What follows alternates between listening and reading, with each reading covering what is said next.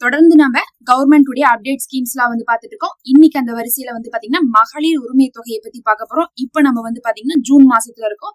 இந்த ஜூன் மாசம் வர வேண்டிய மகளிர் உரிமை தொகை பாத்தீங்கன்னா நிறைய மாறுதல்களோட வருகிறது. ஏன்னு பாத்தீங்கன்னா கடந்த மாசம் தான் மே மாசத்துல என்ன பண்ணாங்கன்னா எலெக்ஷன் ரிசல்ட் அனௌன்ஸ் பண்ணதுக்கு பிறகு 3 மாசம் கழிச்சு கொடுத்தாங்க. ஏன்னா பிப்ரவரியில கடைசின்னு கொடுத்திருந்தாங்க. கொடுக்கும் போதே 3 மாசத்துக்கான பணத்தை கொடுத்துதான் நிறுத்தினாங்க. நமக்கு போன மாசம் மேல தான் போட்டாங்க. மேல பாத்தீங்கன்னா 1000 ரூபாய் வந்துச்சு. ஏன் 1000 ரூபாய் வந்துச்சுன்னு பார்க்கும்போது இல்ல நாங்க இப்பதான் ஆட்சி அமைச்சிருக்கோம், அதனால உடனே நாங்க என்ன பண்றோம் பழச கண்டினியூ பண்ணுங்கிறதுக்காக 1000 ரூபாவே நாங்க கொடுக்குறோம்னு கொடுத்தாங்க. அதனால எந்த ஒரு ஃபார்மும் கொடுக்கல, யாருமே புதுசா அப்ளை பண்ண முடியல. ஆல்ரெடி வாங்கிட்டு இருந்த எல்லாருக்குமே 1000 ரூபாய் வந்துருச்சு. முதல் நாள் ஒரு பாதி பேத்துக்கு வந்து, 2வது நாள் மிச்ச பாதி பேத்துக்கு எல்லாருக்குமே 1000 ரூபாய் வந்துருச்சு. அது 60 வயசுக்கு மேலப்பட்டவங்களோ இல்ல பாத்தீங்கன்னா எந்த ஒரு தகுதியும் பார்க்கல, போன தடவை அவங்க அப்ளை பண்ணி வாங்கியிருக்காங்கன்னா அவங்க தகுதிக்கு உண்டானவங்க தான் சொல்லிட்டு கொடுத்துட்டாங்க.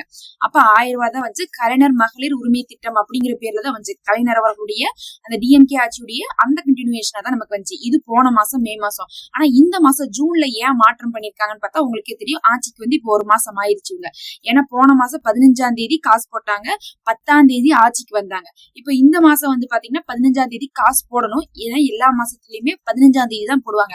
15ஆம் தேதி காசு போடணும். இப்போ 1 மாசத்துக்கு மேல ஆயிடுச்சுங்கிறதுனால நிறைய மாறுதல்கள் வந்திருக்கு. என்னென்ன மாறுதல்னு பாத்தீங்கன்னா முதல் விஷயம், ஒரு சில பேர்த்த அதுல நீக்கி இருக்காங்க.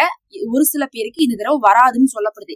ஏன் வராதுன்னு சொல்லப்படுதுன்னு பாத்தீங்கன்னா போன தடவையே சொல்லியிருந்தாங்க, மகளிர் உரிமை தொகையில 2 விஷயம் செக் பண்ணுவோம். ஒண்ணு 60 வயசுக்கு மேல இருக்கிறவங்க, 2வது பாத்தீங்கன்னா தகுதி இல்லாம இவங்க வாங்கிட்டு இருக்காங்களா அப்படிங்கறத செக் பண்ணுவோம் நாங்க. அதுல முதல்ல 60 வயசுக்கு மேலன்னு சொல்லிட்டு பார்க்கும்போது அவர்களுக்கு தனியா முதியோர் திட்டத்துல 3000 ரூபாய் மாசம் மாசம் கொடுக்க போறோம். அதனால அவங்களை இதுல இருந்து பேர் எடுத்து அதுல போட போறோம் அப்படின்னு சொல்லியிருந்தாங்க.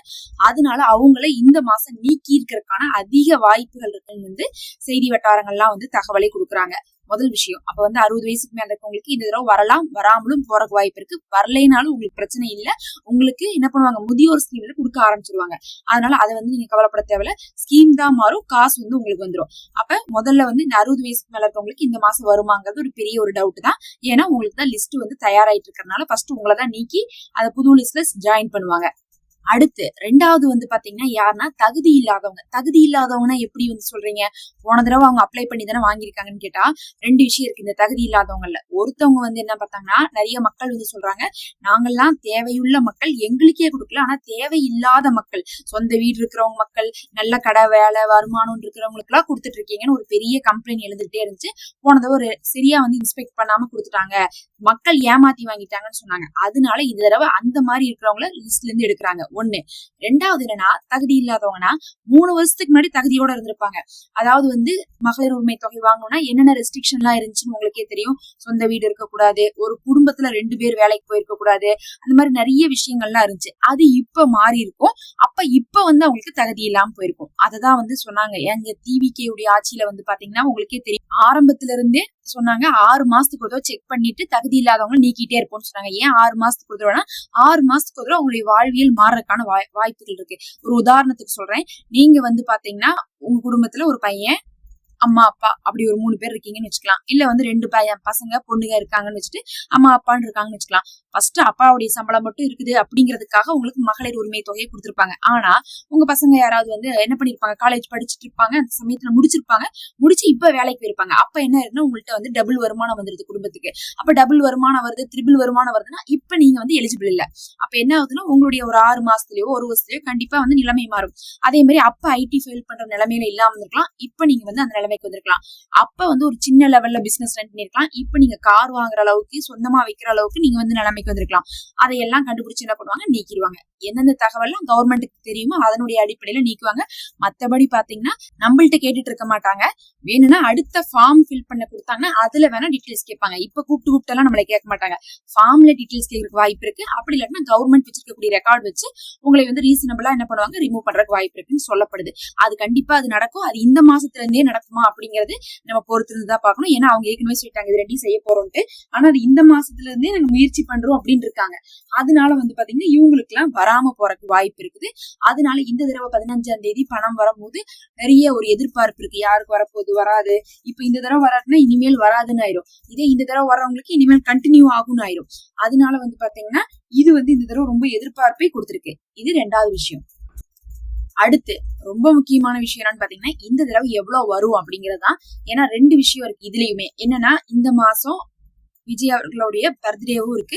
அதை முன்னிட்டு என்ன பண்ணுவாங்கன்னா, பொதுவா ஒருத்தவங்க ஆட்சிக்கு வராங்க அப்படிங்கும் போது ஏதாவது ஒரு குறிப்பிட்ட நாளை சொல்லுவாங்க. 100வது நாள் ஆட்சி அமைத்து 100வது நாள்ல இதை தரோம்னு சொல்லுவாங்க. அதே மாதிரி பிறந்த நாளை முன்னிட்டு சேரும்னு சொல்லுவாங்க. அதனால இந்த மாசம் அவருடைய பர்த்டே வரனால பர்த்டேவை முன்னிட்டு என்ன பண்ணலாம், அந்த மகளிர் உரிமை தொகையை அந்த 2500 ரூபாவை சாங்ஷன் பண்றதுக்கான வாய்ப்புகள் இருக்குன்னு சொல்லப்படுது. அதே சமயத்துல இன்னொரு வட்டாரம் என்ன சொல்றாங்கன்னா, இல்ல 2500 ரூபாய் இந்த மாசம் கிடைக்காது, ஆனா 1500 ரூபாய் கிடைக்கிறதுக்கான வாய்ப்பு இருக்கு.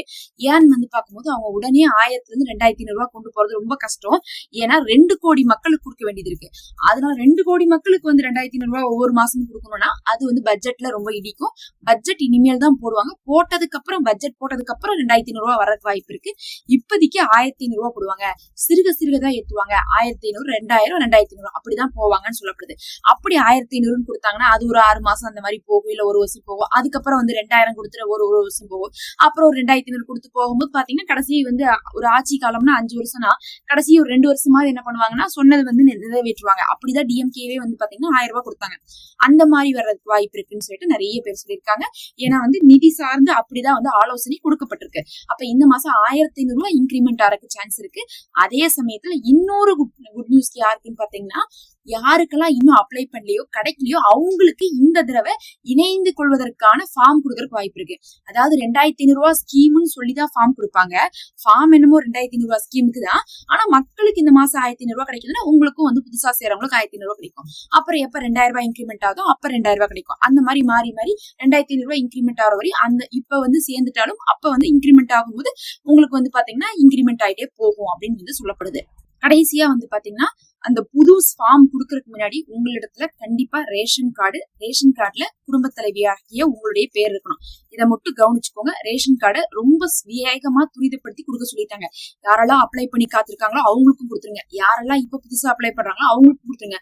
யாரெல்லாம் அவங்களுடைய ஃபிங்கர் பிரிண்ட்ஸ் வைக்காம இருக்காங்களோ அவங்களுடைய ஃபிங்கர் பிரிண்ட்ஸை வாங்கிக்க சொல்லியிருக்காங்க, போய் கொடுத்துருங்க.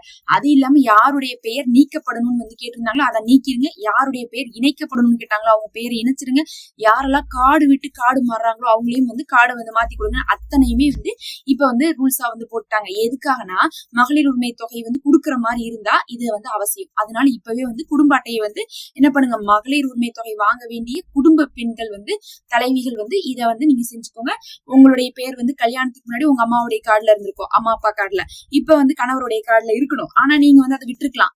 சரி அதை போய் யார் மாத்துதுன்னு. ஆனா அப்படி எல்லாம் மாத்தாம இருந்தா உங்களுக்கு கிடைக்காது. அதெல்லாம் பார்த்து கரெக்டா மாத்திக்கோங்க. சிலர் பாத்தீங்கன்னா தனி கொடுத்துன்னு இருப்பாங்க. ஆனா மாமியா வீட்டுல ஆரம்பத்துல கல்யாணம் ஆகி வந்தப்ப பேர் சேர்த்திருப்பாங்க, அதை அப்படியே விட்டுருப்பாங்க. மாமியா கார்டோட இருக்கும். அப்படிலாம் இருந்தா நீங்க தனியா மாத்திருங்க. இல்லாட்டினா உங்களுக்கு எல்லாம் கிடைக்காது. ஒரு கார்டுல இருக்கிற ஒரு பெண்மணிக்கு தான் கிடைக்கும். அதனால நீங்க தனித்தனியா வாங்கிருங்க. தனியா வீடு இல்லாட்டினாலும் கூட கூட்டு குடும்பமா இருந்தாலும் கூட உங்க குடும்பம், உங்க கணவர், உங்களுடைய குழந்தைகளுக்கு எல்லாம் சேர்த்து நீங்க இருக்கிற மாதிரி ஒரு கார்டு வாங்கி வச்சுக்கோங்க. அப்படி தனித்தனி கார்டு இருந்தா மட்டும்தான் உங்களுக்கு கிடைக்கும். அதை சீக்கிரமா கொடுக்கவும் சொல்லியிருக்காங்க. புது ஃபார்ம் சீக்கிரமா இந்த மாசத்திலேயே கொடுக்கறதுக்கான அதிக வாய்ப்பு இருக்குது. நம்ம ஃபார்ம் கொடுத்த உடனே உங்களுக்கு அறிவிப்போம். நீங்க எப்படி ஃபில் பண்ணணும், என்னென்ன கொடுக்கணும், என்ன செய்யணும்னு சொல்லிட்டு நம்ம கைட் பண்ணுவோம். மறக்காம சப்ஸ்கிரைப் பண்ணி வச்சுக்கோங்க.